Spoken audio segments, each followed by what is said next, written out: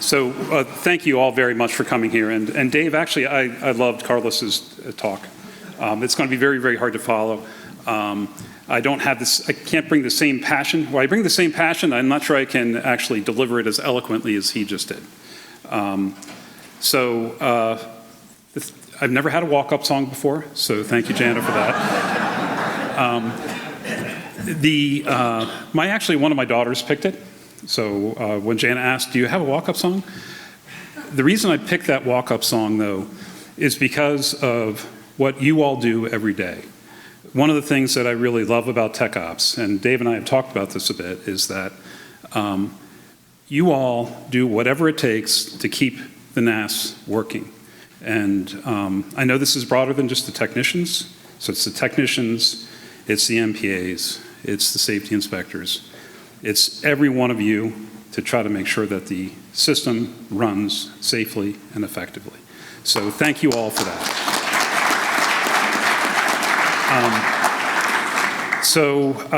Again, some core principles for me really are, as Carlos said at the outset, it is all about safety.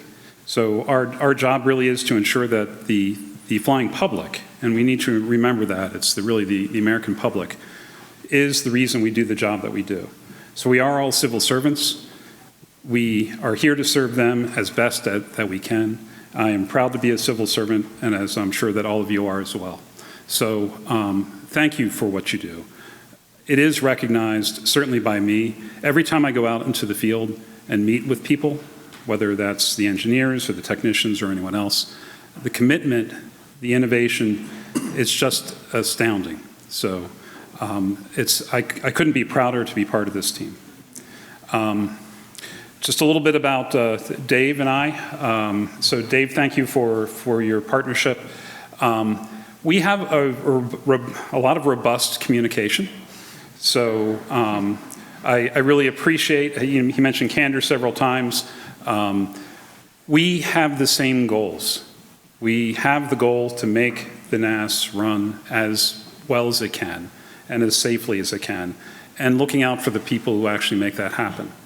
We don't always agree on the best path forward for that, and that's where the robust conversation comes in, but it is definitely a shared interest and a shared goal, and that's what we are always striving to do, is to try to make sure that we're doing the right thing.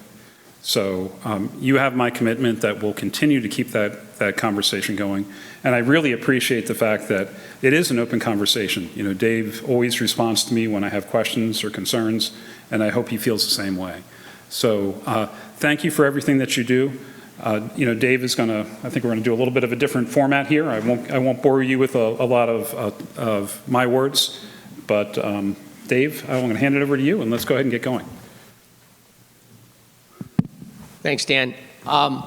Appreciate you being here. Thank you for accepting the invitation. I know it, we did have to, I guess, jump a few hurdles to get FAA executives here these days, but you did that for us, and we definitely appreciate it. So you did talk a little bit, I did bring up your background a little bit. You're not a lifelong FAA-er. Maybe you kind of step into it a little bit. Tell us where your background a little bit before the FAA and how you got where you are. Yeah, sure. And so this is really my second career. And I think it probably is for a number of you all as well. So I used to be an experimental physicist. I wasn't a professor, Dave, so we need, fair enough. So I was doing low temperature research. And one of the things I loved about the job was it was very hands-on. So working with vacuum systems, vacuum pumps, doing a lot of electronics, building electronics, doing a lot of computer programming. It's something that I really enjoyed, getting hands-on, getting dirty. It's something that I find really, it's just a lot of fun. And that's one thing I do miss. Circumstances being what they were, I was looking for a change of career, partly because the work that I was doing didn't have the same level of public, it didn't really resonate for me as having a direct impact to the benefit of, the world, if you will. So I took a job as a contractor working for the FAA.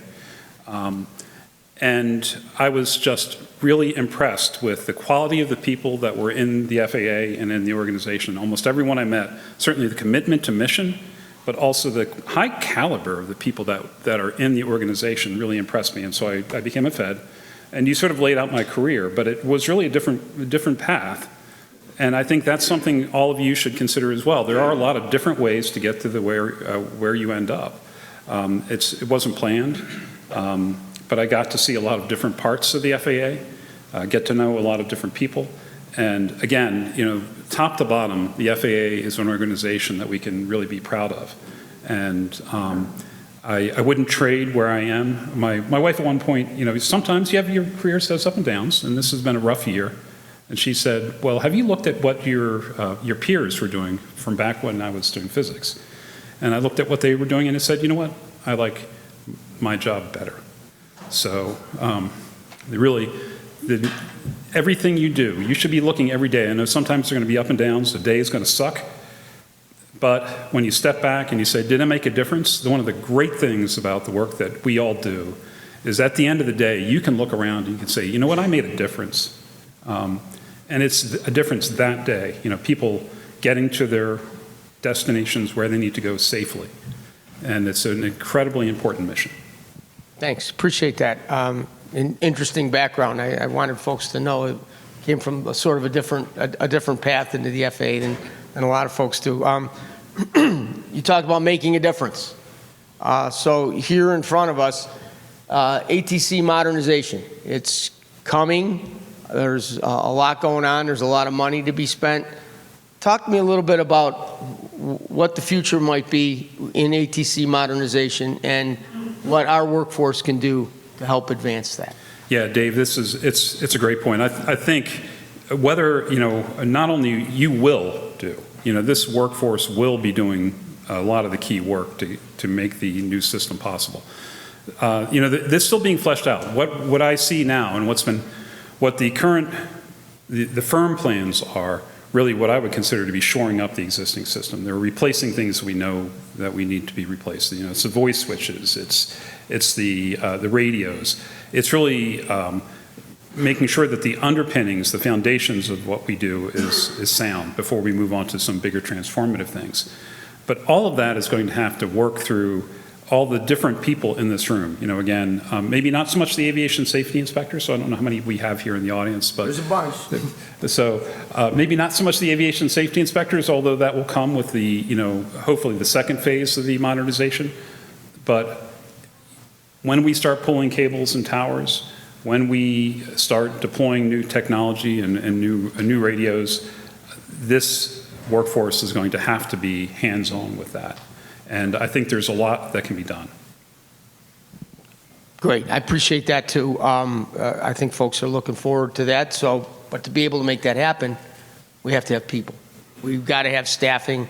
We've got to have the availability. That we can't do everything with nothing. There's an old saying, we the willing, led by the unknowing, can do the impossible for the ungrateful forever, right?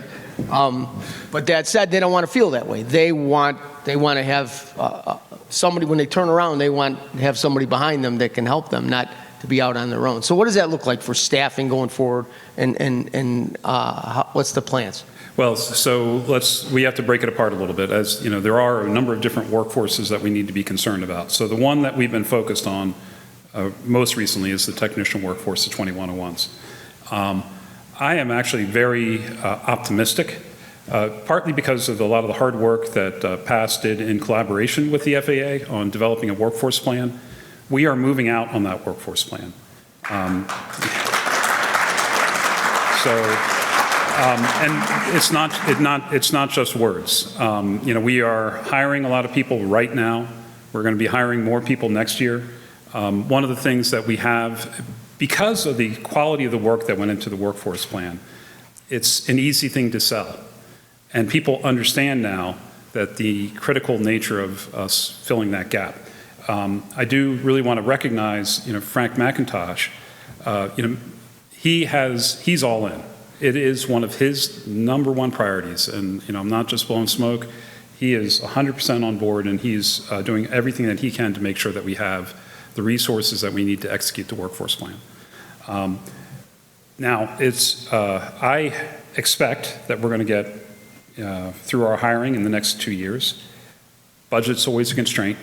So, but by the end of '27, I fully expect that we will have the people on board, not fully trained and certified, but we will have the bodies and the buildings that we need in order to make this workforce healthy. That still leaves a lot of other workforce elements that we need to make sure that we have a plan for. And so that's something that we'll have to continue to work on. But at least we're making progress in one of the critical workforces that we have. Thank you. So you kind of stepped a little close to that line, and let me kind of push you over it. Not just 2101s, right? Not just 21. We've got M&PAs out there. We've got 802s. We've got 856s. We've got a variety of positions out there in Tech Ops.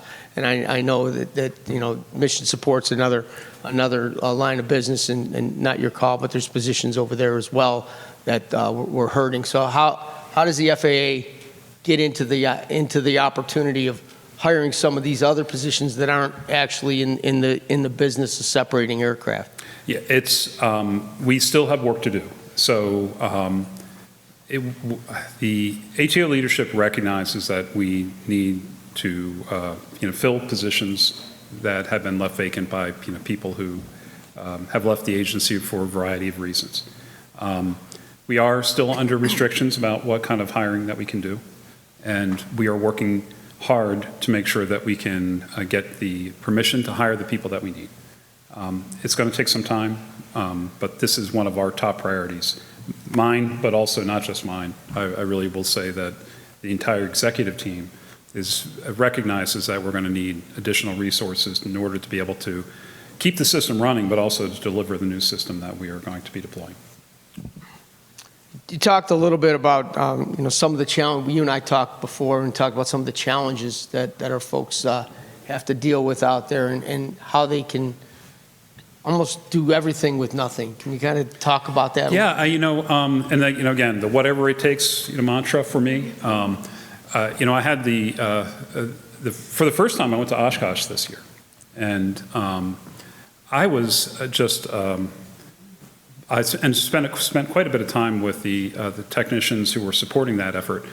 The creativity that they were able to bring to solve problems out there, and the things that they built to actually make that successful, was really, it's inspiring. I see that all over the place. There is a lot of skill, a lot of creativity that I think the workforce represented by PASS can bring to help us deploy the new system.